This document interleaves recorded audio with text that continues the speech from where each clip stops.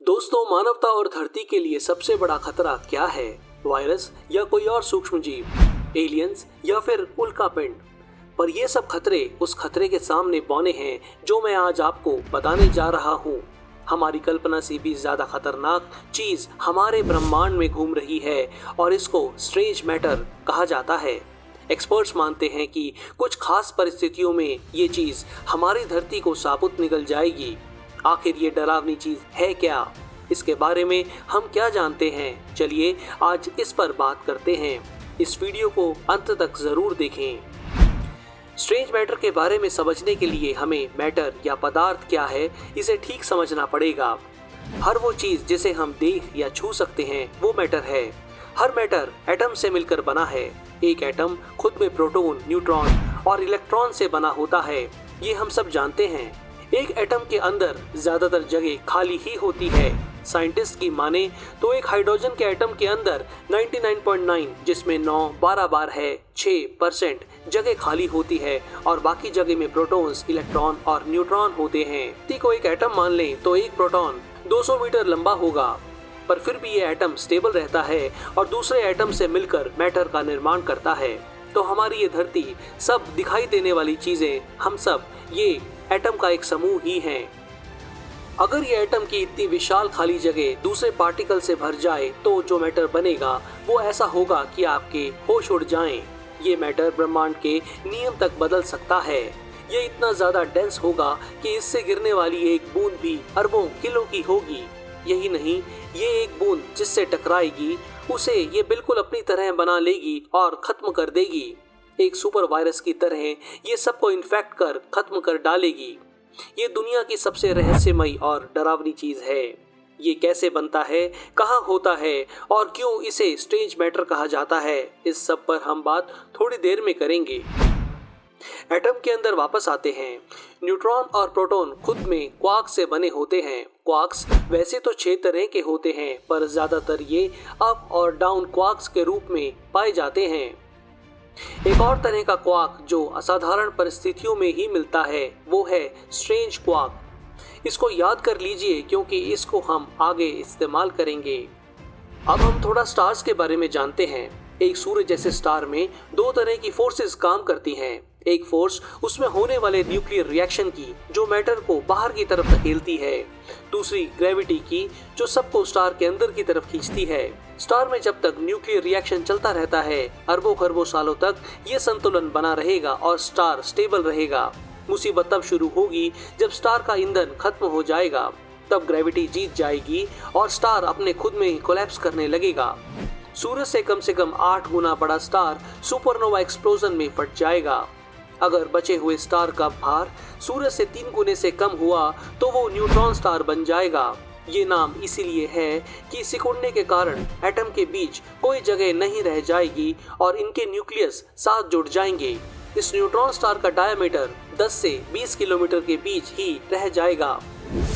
इस भयानक डेंसिटी में बेहद दबाव के कारण इलेक्ट्रॉन और प्रोटॉन भी न्यूट्रॉन में बदल जाएंगे।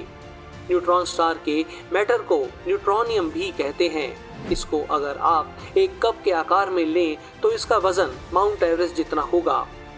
एक न्यूट्रॉन स्टार का वजन कम से कम सूरज से 1.1 गुना होगा, पर ग्रेविटी इतनी भयानक होगी कि अगर 12 किलोमीटर रेडियस के न्यूट्रॉन स्टार पर कोई चीज 1 मीटर की ऊंचाई से गिरती है तो सतह से टकराने पर उसकी स्पीड 1400 किलोमीटर प्रति सेकंड होगी। अगर आप न्यूट्रॉन स्टार के अंदर की बात करें तो जैसे जैसे इसके कोर की तरफ जाएंगे चीजें बदलती जाएंगी। इसके बीच में जाने पर इतना ज्यादा दबाव होगा कि न्यूट्रॉन भी सलामत नहीं रह पाएंगे और इसको बनाने वाले क्वार्क्स में बिखर जाएंगे। वहां क्वार्क्स का समुद्र होगा। इतने दबाव में सिर्फ एक क्वार्क होगा जो स्टेबल रह पाएगा, वो है स्ट्रेंज क्वार्क। इसका जिक्र मैंने पहले किया था। ये सारा मैटर अब एटम से ना बना होकर सिर्फ स्ट्रेंज क्वार्क का ही एक समूह बन जाएगा। इसीलिए इसको स्ट्रेंज मैटर भी कहा जाता है। ये एक बहुत ही स्टेबल अवस्था होती है। ये ही है दुनिया की सबसे खतरनाक चीज। आप कहेंगे कि किसी स्टार के बीच में पाई जाने वाली चीज खतरनाक होती भी है तो इससे किसी को क्या फर्क पड़ता है? ऐसे तो ब्लैक होल भी हैं और हमें कुछ भी नहीं कह रहे। ठहरिए, अभी मेरी बात खत्म नहीं हुई है। स्ट्रेंज मैटर की एक बेहद बुरी आदत है, ये कॉन्टेजियस है, यानी ये भस्मासुर जिसको भी छू ले उसको ये स्ट्रेंज मैटर में बदल देता है। क्योंकि ये एक मैटर की स्टेबल स्टेट है और हर कोई मैटर ऐसी स्थिति में जाना चाहता है। अगर ये छोटा सा स्ट्रेंज मैटर किसी स्टार से टकरा गया तो पूरा स्टार एक स्ट्रेंज मैटर बन जाएगा और साइंटिस्ट की माने तो ये काम सेकंड्स में ही पूरा हो जाएगा। पर ऐसा कैसे हो सकता है?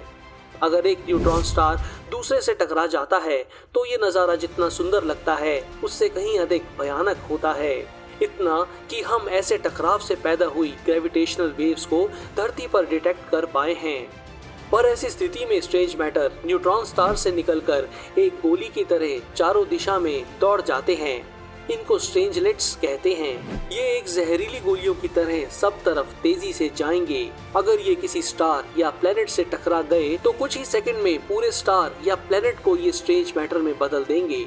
इस रिएक्शन से ये ऑब्जेक्ट तो स्ट्रेंज मैटर में बदलेगा ही, इसके टकराने से और भी स्ट्रेंजलेट्स निकलेंगे जो सब तरफ फिर से दौड़ जाएंगे। एक तरह का चेन रिएक्शन इससे शुरू हो जाएगा। इससे कोई सुरक्षित नहीं रह पाएगा। ये ब्लैक होल से भी ज्यादा खतरनाक हैं क्योंकि ये ब्रह्मांड में हर जगह घूम रहे हैं और नए नए स्ट्रेंजलेट्स बनाते जा रहे हैं।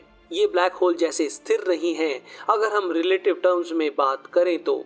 अब प्रश्न ये उठता है कि हम इससे कैसे बचे हुए हैं। साइंटिस्ट के अनुसार न्यूट्रॉन स्टार्स का टकराव एक आम बात है, पर हमारा ब्रह्मांड इतना बड़ा है और दूरियां इतनी ज्यादा हैं कि एक जगह से दूसरी जगह जाने में लाइट को ही करोड़ों अरबों साल लग जाते हैं। दूसरा, अभी तक ये साफ नहीं है कि स्ट्रेंज मैटर न्यूट्रॉन स्टार के बीच होने वाली दबाव के बिना भी क्या उतना खतरनाक रह सकता है।